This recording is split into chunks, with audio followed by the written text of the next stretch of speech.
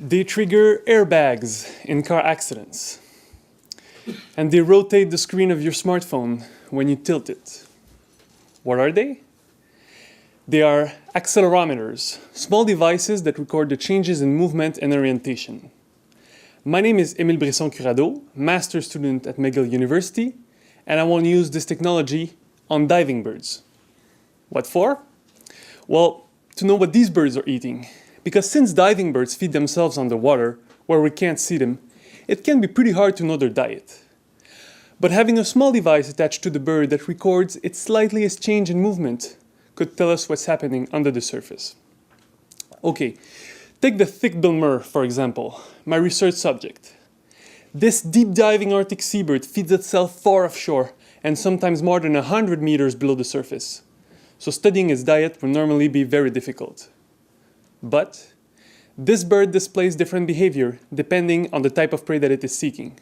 For example, it will chase open sea fish at high speed, but will catch shrimp while slowly coming back up to the surface.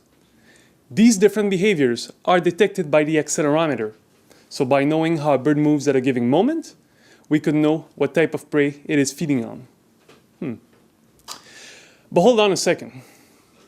Using accelerometers to remotely know the diet of a bird is pretty cool. But why do we want to know the diet of the thick-billed murre in the first place? You didn't even know this bird existed until today.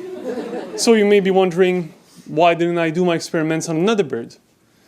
Why not on Canada's favorite diving bird, the loon, that we can find in the back of the $1 coin?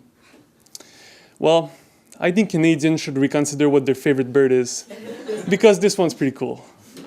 Indeed, since thick-billed murres are generalist predator, and since they eat pretty much everything that they encounter in the sea, we can know, just by looking at their diet, what are the most common fish species in the Arctic Ocean right now. And this is useful to know, because with climate change, the species composition in the sea will be disturbed, and the most common fish species now may not be the same in 10 years or in 50 years. So we could detect fish population crash, for example.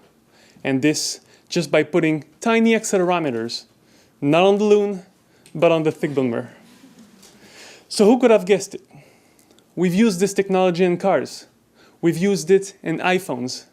And now, we're going to use it to monitor the effect of climate change in the Arctic Ocean by putting it on your new favorite bird. Thank you.